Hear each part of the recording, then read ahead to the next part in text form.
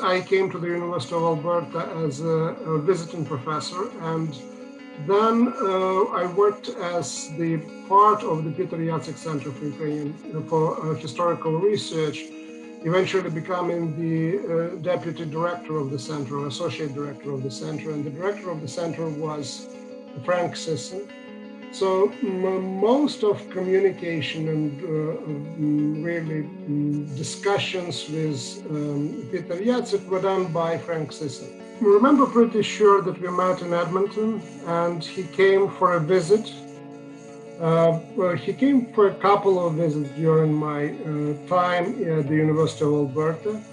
And on one occasion, I remember I was also picking him and Nadia Jacyk at the airport and bringing to the city, to the hotel. There were book presentations, including dealing with the work of the Jacyk Center.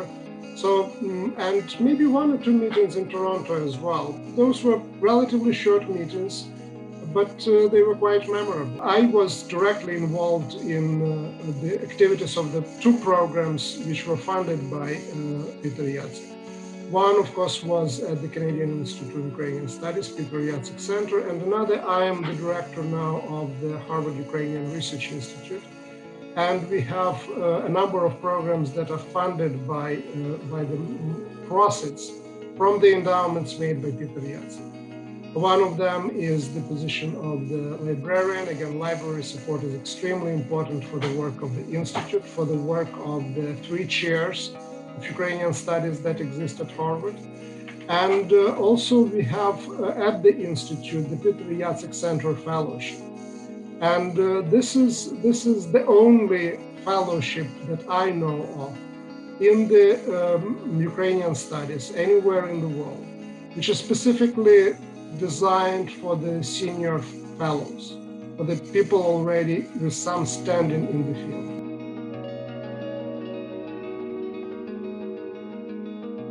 In a positive way, the fingerprints of Peter Jacyk are almost all over the Ukrainian studies in North America. He was taking certain huge risk with creating of those endowments, which were political, which were financial, and also there was a risk of you don't know really how that money would be spent. Investment into the scholarship, that investment into culture gives results today.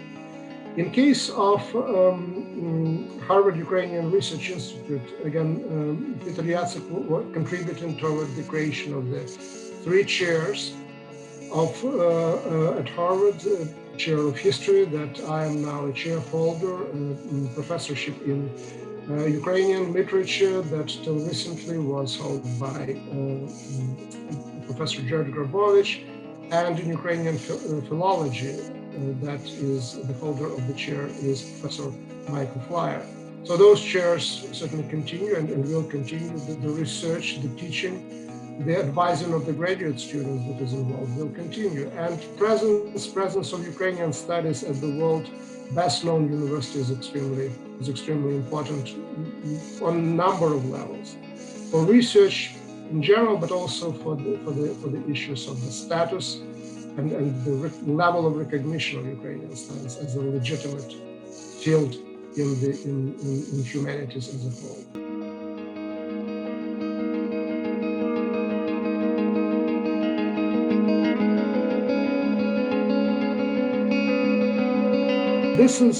This is a statement about Ukraine. This is a statement about Ukraine as being a country, a nation that has not just a long history, but also has an established intellectual history of writing about itself, thinking about itself. So from that point of view, the project is very important. And again, talking about the Peter Jacyk, he was thinking big. And this is one of the certainly examples of that thinking big and thinking ahead. The project also demonstrates his ability to adjust, because the project started with the idea that it can be done very, very soon, very fast. the issue is just language. The issue is just translation. When in reality, the project involved translation on more than one level. One of them was language, and another was a translation into the academic language that exists today.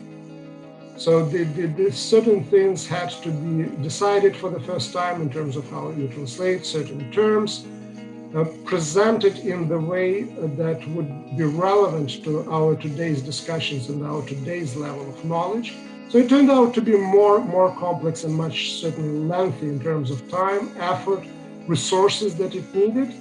And from what I heard, I can't say that actually Peter Jacyk was happy about this kind of pushing the line of or deadline of the project. But he certainly was someone who basically understood that the complexity of the project and the nature, the complex nature of the project.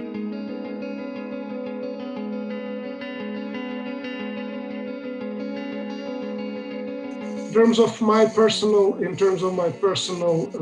life and career, the Hrushevsky Translation Project was really foundational and essential. I don't know whether I would be today where I am now in terms of not just my career, but also in terms of my thinking and my involvement in Ukrainian studies, because the project for me helped to almost either educate or almost re-educate myself after my start of my career and my training, which was in Ukraine, but it was Soviet Ukraine. So the project allowed me to understand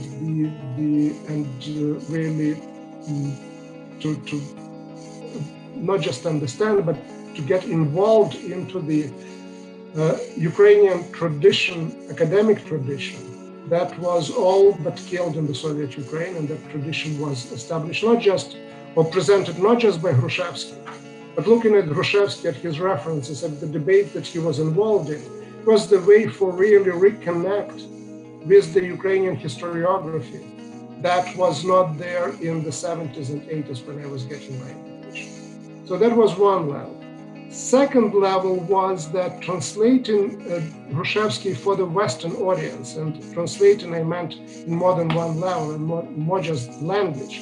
That was a huge and very important introduction into the Western historiography and Western contemporary knowledge and methodology.